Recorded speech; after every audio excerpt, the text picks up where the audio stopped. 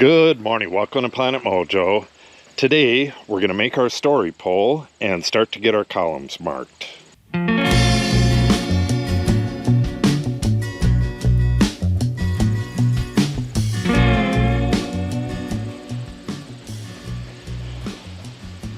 Borrowed the laser level from our dirt guy, and what I'm going to do with that is get the exact heights of all of these brackets. So how I'm going to do that is I'm going to put a 3/4 inch piece of wood on one of these brackets on the top of this face right here and set my laser to that level, get the benchmark, and then go around to all the brackets and see if they're plus or minus from there. Record all those dimensions. Then when I mark my columns, I'm going to add that dimension to their length. Okay, let me show you exactly what I was doing here and how I changed it up. So what I was doing was putting this pole on top of this 3/4 inch piece of wood because these are all going to be plus or minus something, and I figured it wouldn't be more than 3/4 of an inch. So right away I figured out that it's really difficult to remove that and then hold this pole and try to figure out the distance between the bottom and the bracket. Once I get the right height like this, I just take this off and mark my line right here. And it might be above the original line, it might be below it. Move this out of the way and then measure the distance between these two. That's going to be as accurate as I can get. Look at the size of these hash marks right here. But that means that I don't need this. So I'm going to go around one more time, take another full set of dimensions. Oh, I also get rid of the line that I just did. This line goes all the way across, and any hash marks I make, I just make small like that in case I forget to erase them. So now I'm going to reset this. I'm all done with this line. I'm going to reset this on that one. I'm going clockwise from that side of the opening. I'm going to reset this at 0 on that one, and I'm going to go all the way around again, and I'm going to compare my dimensions. And if any of them are off, I'll go back and measure that specific bracket again and see exactly what it is. And that should give me some really good dimensions to work with. And from there, I'll make my story pole. Okay, this is my new benchmark. And I'm going to put a line all the way across. I'll show you the procedure on a couple of these. Then I have to run to town, and when I get back, I don't think I'll have enough time to do the story pole then. But tomorrow's going to be a nice day. I'll make the story pole and we'll start getting these columns made. I have to position myself pretty precisely because I have a real strong breeze at my back. You may have noticed that this pole is upside down. That's because the guy who owns this is a contractor, or he's actually a dirt mover, and this end is all messed up. That end is nice and square and flat. It doesn't matter which way I use it as long as I keep using it the same way. I'm just measuring from this benchmark up or down. So I'm going to get this back up to the benchmark and then go off the center of my bracket.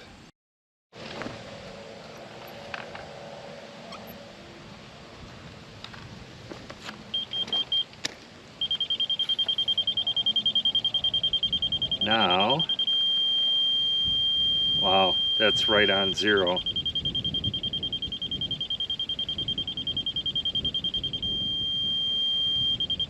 Okay, well, we'll do another one because this one is at 0 already.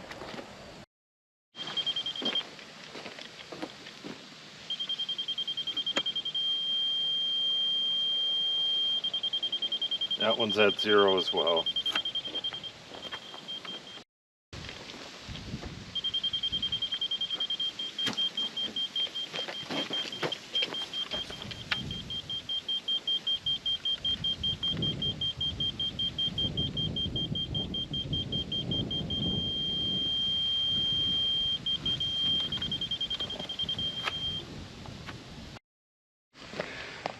Now I mark my location, get this out of the way,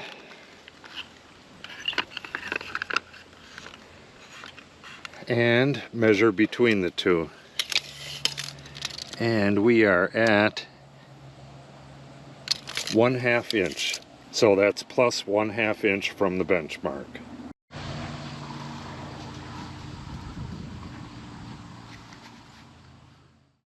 Okay, it's gonna start raining pretty soon, so I'm gonna have to wrap this up for today.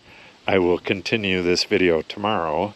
I gotta go take back this laser level right now, but wrapping up here, what I did was took the first set of dimensions, went all the way around and got the dimensions plus or minus my benchmark.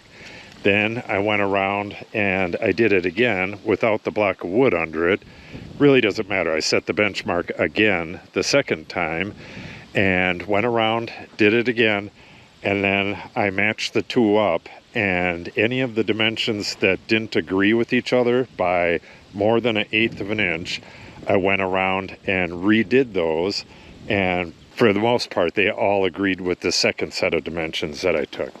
So now I have an accurate height of all of these brackets.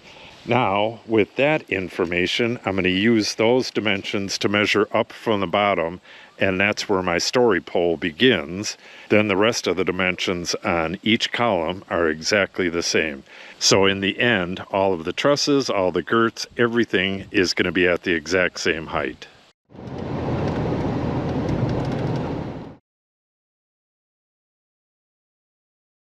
All right, ran to town last night and got my 16-foot board. I also had to get these and strap them all together so it was stiff enough to load on my truck the way I wanted to. Now what I got to do is rip off the rounded edge on here so I have a nice clean edge to mark stuff. Then we'll run across the street, lay out the story pole, and get all the columns laid out. Okay, I got my story pole cut. I'm ready to get this marked. I have all of the dimensions I need right here on this drawing. Do have a little bit of a problem though. I'm going to cut these straps and pull these off one at a time, get them marked, cut the top, all that stuff, but then I need a place to go with them after that. And we need like 100% of this pathway to be clear because he's going to be coming in with a bunch of gravel. I can't put them anywhere on the inside because that's going to be filled with gravel. We have blocks over here. Yeah, this is somewhat uneven ground out in front of the house, but I may have to put some there. And it looks like, yeah, this is uneven ground as well, but maybe I can get some horses back in here. All right, I'm going to grab some horses and see where I can get them set up and get moving on this stuff. Okay, I'm laying out my story pole, and I have a question for our builders. I've seen on their videos where they have the grade board and it's about 1 inch above the columns. But I just got to thinking, what do they do? Do they fill the gravel up to the bottom of the grade board? Or do they pour the concrete from the top of the columns up? They don't really state in the video, so I'm going to have to go back. They kind of gloss over the concrete most of the times because they're not there when they do the concrete. Yeah, I'm going to have to go watch a couple videos and see if that shows in any of them. I really need to know that. Okay, I have my story pole complete. I have the top of the grade board marked, but I'm not actually going to put a mark there. I'll be putting a starting mark on every one of those, which is the same. Where is that? The same as these dimensions, which is my benchmark dimensions. I still have a few questions on this grade mark here. Kyle says, I just watched another one on IG where he says from that point they pour 4 inches up and they want 6 inches total. So that would be 2 inches below it, and I don't know what the hell that 2 inches is below it, because all of the dimensions are, you know, right around an inch or so to the saddle in the bracket. And what that other inch or roughly an inch is, I don't know. 4 inches of it will be concrete. So I have a few questions on that, but it's going to work either way. So let's get these started.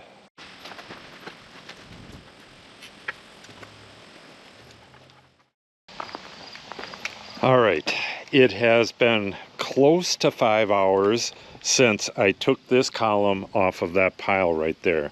Right away, I found out that the idiots at Midwest Manufacturing nail in the loose board on their columns. You got a big old nail that goes right through the board and into this board. And it's like that on all of the columns.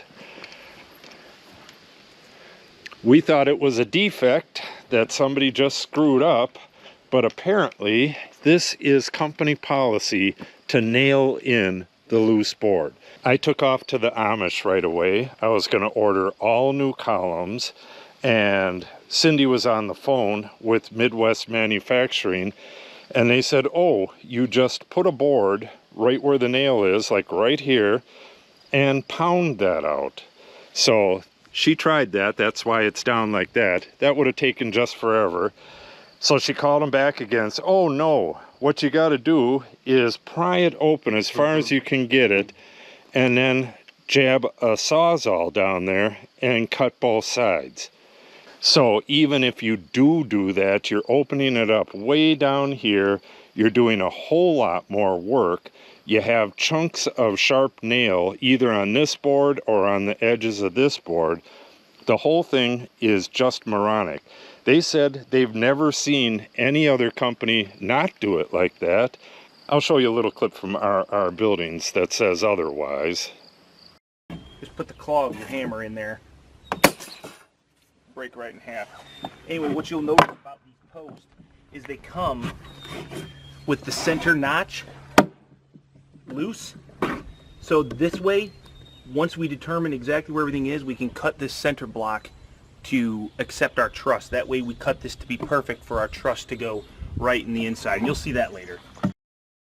So I got almost to the Amish, and it took a little over an hour, and I decided, well, I just don't have time. I'll have to deal with this the way it is. I'm going to have to open every single one of these up, cut the nail, get the board out, and then I'm going to have to cut the bottoms to length as well, because there's a problem there as well.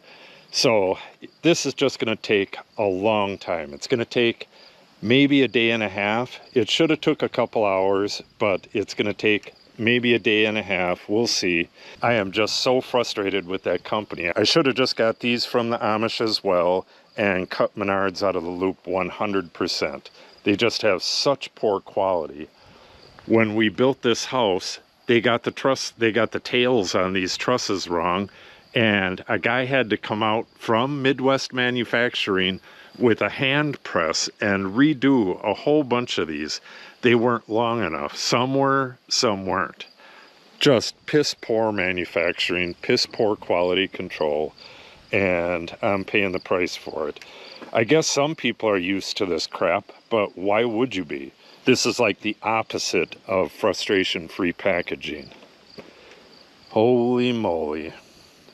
Well, sorry for the rant, but I am just so pissed off at them. Now it's going to take another day, but I'll get it done. So if you want to see that, make sure you subscribe and click on the update icon. If you have any questions or comments, make sure you put them in the comment section below. And if you share the video and or give it a like, it helps the channel out greatly. Thanks for watching and have a great day.